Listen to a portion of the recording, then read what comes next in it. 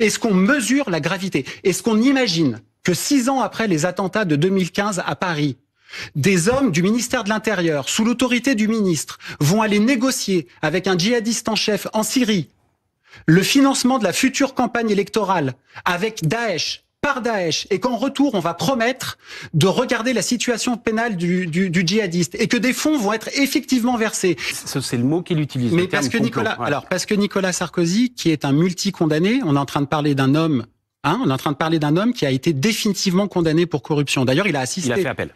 Non, dans l'affaire Bismuth, il a corrompu un magistrat, il est définitivement condamné au regard du droit français, c'est un délinquant. Donc il ne doit plus s'exprimer dans la presse. Mais pas du tout. Non, bon. C'est pas du tout. C'est si vrai qu'il a assisté au procès libyen avec un bracelet électronique au pied.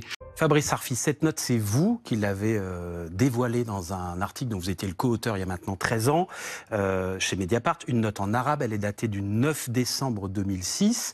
Elle porte la signature, on la voit à l'écran, la signature du chef des services des renseignements extérieurs libyens qui s'appelle Moussa Koussa. Que contient-elle et pourquoi est-elle si importante ? Alors, c'est une note que nous avons révélée en avril 2012, alors que ça faisait déjà 1 an qu'on faisait des révélations sur l'affaire libyenne. Le premier article de Mediapart, qui était titré « Sarkozy-Guéant, le grand soupçon libyen », date de juillet 2011. Donc, c'est pas l'article qui lance l'affaire. Elle est importante, cette note, parce qu'elle est conforme à une décision du régime Kadhafi de financer la campagne présidentielle à venir de Nicolas Sarkozy à concurrence de 50 millions d'euros. Ça ne veut pas dire que 50 millions d'euros ont été versés, mais j'y reviens, parce que de l'argent a effectivement été versé, comme l'a reconnu le tribunal de Paris, pour financer la campagne. Mais il n'est pas arrivé sur les comptes de campagne de Nicolas Sarkozy. Attendez, je vais préciser tout ça. Mais c'est la note qui surtout révèle un élément fondamental, à savoir une rencontre secrète à Tripoli entre Brice Hortefeux, ministre délégué de Nicolas Sarkozy quand il était ministre des collectivités territoriales françaises, avec un terroriste condamné par la justice française, un homme qui a été à l'origine d'un attentat qui a fait 170 morts. Abdallah Senoussi. Abdallah Senoussi, qui a fait sauter un avion de ligne, c'est plus que le Bataclan en nombre de morts. Et cette rencontre secrète est l'un des fondements de la condamnation pour association de malfaiteurs, notamment de M. Sarkozy. Nicolas Sarkozy dit que cette note est un faux. Il s'appuie d'ailleurs sur les mots de la présidente au moment de prononcer le jugement la semaine dernière, qui dit qu'il n'y a aucun élément qui a permis de corroborer le contenu de la note, qui apparaissait déjà fragile. Je cite les mots de la présidente du tribunal. Le plus probable est que ce document Mediapart soit un faux. Est-ce que vous êtes trompé ? Alors non, ce document n'est pas un faux, mais ça n'est pas moi qui le dis. En fait, Nicolas Sarkozy a déposé plainte pour faux contre Mediapart. Il y a eu procès, il vous a attaqué pour faux. Il y a eu une enquête pendant 4 ans, une enquête très poussée qui a recueilli des témoignages de militaires français, de diplomates français, d'agents du renseignement français, mais aussi qui a mobilisé des expertises techniques, une expertise graphologique qui dit que la signature est de la main de Moussa Koussa, que la signature est authentique. Il y a une expertise scientifique qui a dit qu'il y avait une matérialité de la note, qu'il y avait un support papier, que le vieillissement du papier correspondait à la date, que les encres sont authentiques. C'est si vrai. Il y a eu procès, enfin vous avez raison, il y a eu procès en appel, vous avez gagné au procès en appel. Il y a eu cour de cassation sur cette affaire. Et la cour de cassation dit à la fin, elle a écarté l'accusation lancée par Nicolas Sarkozy. Elle dit ce n'est pas un faux, mais on ne peut pas dire pour autant avec certitude qu'il s'agit d'un vrai. Mais parce que la justice... On n'est pas plus avancé à ce moment-là. La justice a dit, et il faut être prudent dans l'expression, il y a ce qu'on appelle en droit une autorité de la chose jugée. Cette note... Et selon la justice française, ni un faux matériel, ni un faux intellectuel. C'est si vrai qu'elle a révélé une rencontre secrète qui a existé et qui est au fondement de la condamnation. Mais il y a un débat... pour dire que la Cour de cassation n'a jamais dit qu'il s'agit d'un vrai. La justice est saisie pour dire si c'est un faux. Oui, elle n'a pas été interrogée pour savoir si c'était un vrai. Mais non, mais en fait, la justice est saisie pour dire... Mais non, mais c'est le droit. La justice ne peut pas dire elle est authentique. Elle dit il n'y a rien qui permet de dire que c'est un faux matériel et un faux intellectuel. En revanche, et nous le disons depuis des années, il y a probablement une erreur dans la date. C'est ce que j'allais vous demander. Il y a une date sur ce document qui n'est pas la date du document, mais la date qui est de la réunion avec le terroriste. Ziad Takedine, Brice Hortefeux. Il est inscrit qu'elle aurait eu lieu le 6 octobre 2006. Ce jour-là, Brice Hortefeux était non pas à Tripoli, mais à Clermont-Ferrand, ce qui n'a pas grand-chose à voir. Comment expliquer une erreur de date comme ça sur un document aussi important ? Alors, d'abord, la justice a dit que la probabilité de la réunion à cette date-là n'est pas établie, mais n'est pas impossible.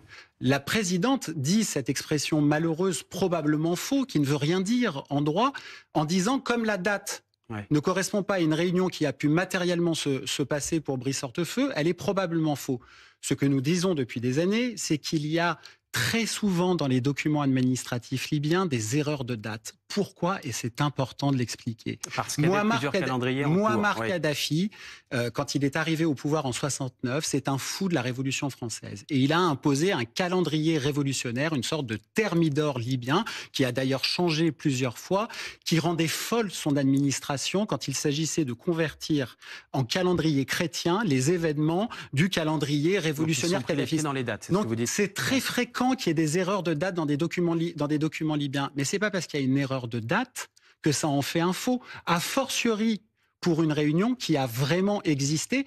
Et ce qui est en train de se passer, ça n'est rien d'autre qu'une manœuvre de diversion de M. Sarkozy et de son clan comme un chef de chorale médiatique qui dit « regardez ici pour qu'on ne regarde par là ». Et qu'est-ce qu'il y a là? La présidente du tribunal, elle n'est pas manipulée par Nicolas Sarkozy. Mais je ne dis pas ça. Oui. Je dis qu'il y a une phrase malheureuse de la présidente du tribunal et des assesseurs qui vont à l'encontre de l'autorité de la chose jugée et qui dit cette phrase sur la foi d'une erreur de date. Une erreur ne fait pas un faux.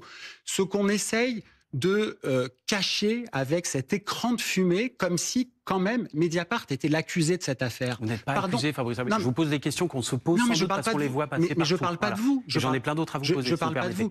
Oui, allez-y. Bon, cette note, vous la publiez, vous, à Mediapart, le samedi 28 avril 2012. Ce n'est pas une date anodine, on est pile poil entre les deux tours de l'élection présidentielle. Nicolas Sarkozy est candidat, il est finaliste, il va affronter François Hollande quelques jours après. Pourquoi à ce moment-là? Alors, depuis combien de temps vous l'aviez cette note? Comme je vous l'ai expliqué, notre premier article date de juillet 2011 sur l'affaire libyenne. Est-ce qu'on est en campagne électorale à ce moment-là? Non, mais le 28 avril, on est au milieu. Enfin, on publie des informations quand les vérifications sont faites. Imaginez que... Alors c'est vrai que c'est un calendrier qui nous a été désagréable.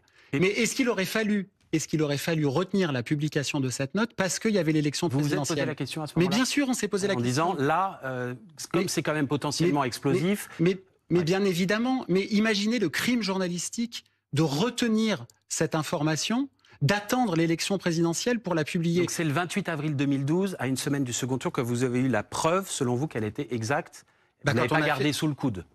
Non mais pardon, mais qu'est-ce qui vous permet de penser ça? Parce que vous savez que cette date-là, on est dans une période en plus où le temps de parole est géré, les candidats ne peuvent pas s'exprimer, très peu, c'est l'égalité mais nous avons fait notre enquête, nous avons guillemets, il ne pouvait pas répondre aux accusations à ce moment-là. Mais bien sûr que si, il a répondu, on a contacté l'Élysée, on a contacté tous les acteurs. Pas dans les médias audiovisuels, vous savez, c'est la période d'égalité entre les deux tours de la présidence. Nicolas Sarkozy s'est exprimé dans la foulée pour annoncer un dépôt de plainte contre Mediapart, qu'il a qualifié d'officine de la gauche, alors que les mois qui allaient suivre, nous révélons le compte en Suisse du ministre socialiste du budget, Jérôme Cahuzac. Bon, donc en fait, là, ce qui est en train de se passer, c'est une inversion de la réalité dans un moment trumpien qui est en train de s'écrire sur le dos de l'affaire libyenne pour faire oublier une chose, et une seule, c'est que le tribunal de Paris a reconnu coupable Nicolas Sarkozy, Brice Hortefeux et Claude Guéant d'association de malfaiteurs, d'avoir négocié à l'automne 2005 avec un terroriste